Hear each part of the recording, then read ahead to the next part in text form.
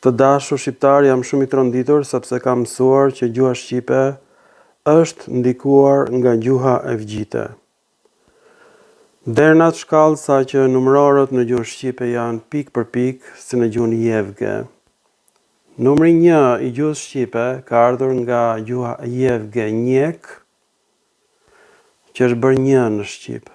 Dhe numri 2 i gjuhës shqipe vjen nga varianti femëror 2 i shqipes, që është 2 në gjuhën jevge. Po ashtu dhe numri 3, 4, 5, numërorët janë të gjithë si në gjuhën jevgjite, po ashtu edhe rreshtorët janë një lloj si në gjuhën jevgjite, kopje. Tani, ose këto kanë ardhur drejt për drejt nga gjuha sanskrite, ose në shekullin e 15, kur jevgjit hynë në perandorin bizantine dhe arrin në Shqipëri, ndikojnë në gjuhën shqipe. Varianti i dytë është më i besueshëm. Që fjala 2 e shqipes me j në fund, në femërore 2-ja, është pik për pik me gjuhën jevge. Kjo nuk ka më asnjë pikë dyshimi, është zbuluar krejt rastësisht me ndihmën e inteligjencës kompjuterike. Po gjëja më e tmerrshme është kjo. Në gjuhën shqipe, fjala sy është formuar nga duali. Në gjuhën sanskrite kemi aksi, në gjuhën shqipe kemi sy.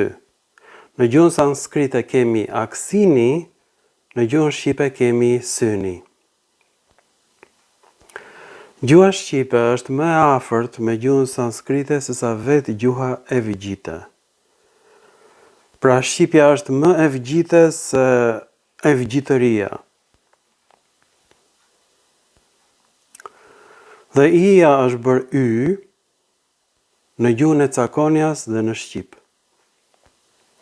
Pra është përzier evgjitëria, gjuha e lakonjas dhe gjuha shqipe aty nga shekulli 15.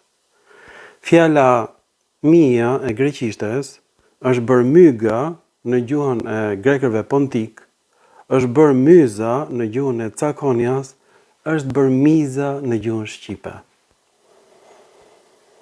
Nuk gjej dot fjalë.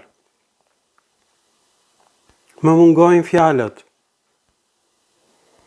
Duali i gjuhës sanskrite aksini përkon me fjalën shqipe syni, dhe y-ja e gjuhës shqipe vjen nga duali numri 2 i gjuhës jevge.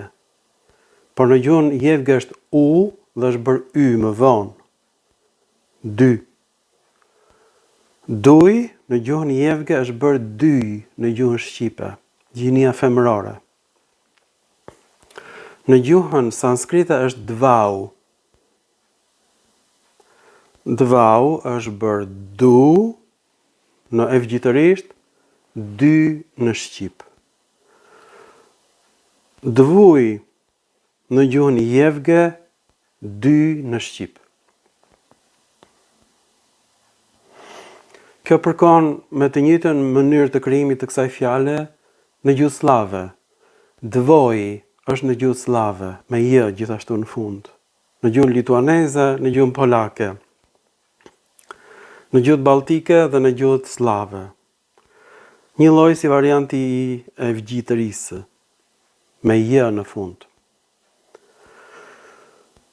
Nuk gjej dot fjalë, kam zgjidhur enigmën e fjalës syni në gjuhën shqipe.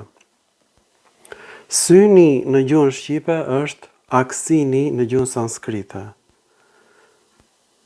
Kjo është trajta shquar e shqipes, duali. Dhe trajta duale e kthyer në njëjës në gjuhën sanskrite, aksi është sy në gjuhën shqipe. Të njëjtat fenomene që kanë ndodhur në të gjitha gjuhët evgjite të gatishullit të Indis kanë ndodhur në gjuhën shqipe. Të njëjtat fenomene fonetike. Këtë nuk e ka ditur njeri deri më sot, po jo a them unë. Ka dalë nga inteligjenca kompjuterike. Prandaj nuk ka toponime shqiptare në Iliri. Të gjitha toponimet ilire janë të dialektit dorik. Toponimi më i frikshëm është Amantja.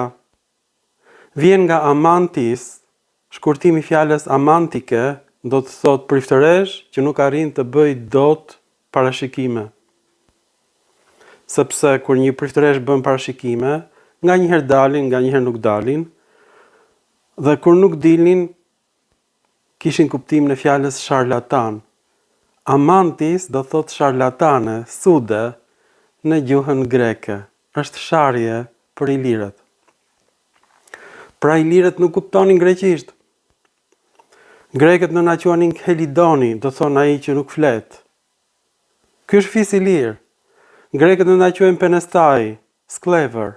Ky është fis i lirë. Grekët në na quanin Drilon, organe mashkullore. Ky është fis i lirë të dashur shqiptar. Ilirët nuk kuptonin helenisht. Ju faleminderit për vëmendjen. Mirupafshim të dashur evgjitët të bardhë Albanë.